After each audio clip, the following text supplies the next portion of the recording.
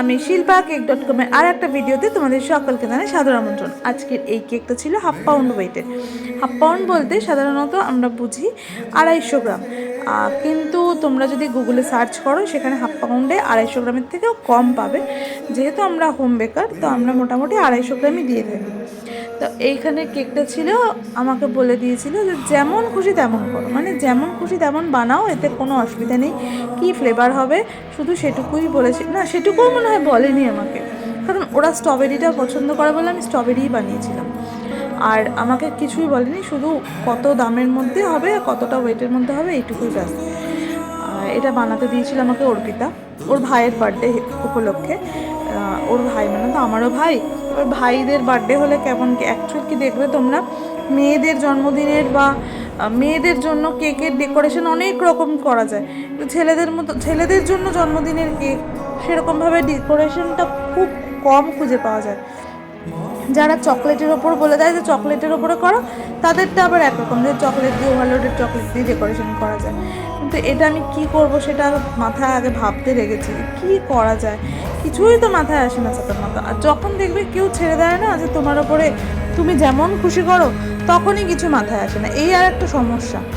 দিয়ে অনেক ভেবে চিন্তে অনেক কষ্টে একটা টপার বার করলাম, যেটা ওর সাথে বেশ যায় আর কি। দিয়ে সেটা দিয়ে কাজ করব এবার। এই ক্রিম মানে পিঙ্ক কালারের ক্রিমটা তাহলে এই ক্রিমটা দিয়ে নিচটা যদি একটু বর্ডার করি বেশ ভালোই লাগবে, যেহেতু ভেতরের ফিলিংটা স্ট্রবেরি আছে, সেজন্য ওটাই করে দিলাম।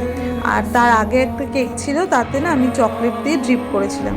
এবার ওই চকলেটটা আমার মেল্টেড চকলেটটা ছিল, দিয়ে আনলাম ভাইয়ের জন্মদিনে এই চকলেটটা দিয়ে কাজটা করে দিই, ড্রিপ করে দিই। অ্যাকচুয়ালি এটা চকলেট কেক নয়, তোমরা আবার এটাকে চকলেট কেক ভেবো না যে 250 টাকায় চকলেট কেক দিচ্ছে, না 250 টাকায় বা 250 গ্রামে চকলেট কেক নয় এটা।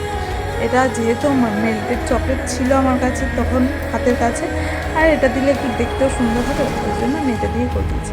আর এখানে দেখো আমি সাদা যেটা কেকের মধ্যে গুজে দিয়েছি, ওটা হচ্ছে একটা স্পুনের পিছনের অংশটা, প্লাস্টিকের স্পুনের। কিছু পাচ্ছি না স্টিক কী করবো, স্পুনটাকে কেটে ওটাকে লাগিয়ে দিয়ে ওটার সাথে চকলেট দিয়ে স্টিকারটাকে আটকে দিয়েছি। আর দুটো ছোটো ছোটো বাটারফ্লাই দিয়ে নিয়েছি, যাতে দেখতে একটু গর্জিয়াস লাগে। অ্যাকচুয়ালি বাটারফ্লাই দিলে কেকটা দেখতে একটু অন্যরকমই হয়ে যায়। তো তোমরা দেখে জানাতে কিন্তু একদম ভুলবে না যে কেমন লেগেছে। এই কেকটা করতেও আমার বেশ ভালোই লেগেছে, ছোটো জিনিস তো বেশ মজাই লাগে, কিন্তু ছোটো জিনিস করতে না একটু বেগ পেতে হয় বেশি, জানো তো। যেমন ছোটো বাচ্চাকে বড় করতে গেলে খাটনি বেশি, সেরকম ছোটো কেকটাকে বড় করে তৈরি করতে গেলে, বড় করে তৈরি বলতে বার্থডে কেক বা সেলিব্রেশন কেক হিসেবে তৈরি করতে গেলে একটু বেগ পেতে হয়। তো তা নিয়েও আমি বেশ ভালোই আনন্দ পাই কেক ফেক বানাতে।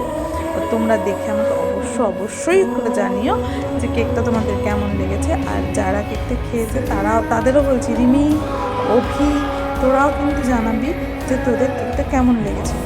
আশা করবো সবার খুব ভালো লেগে থাকবে। আজকের মতো টাটা, বাই বাই।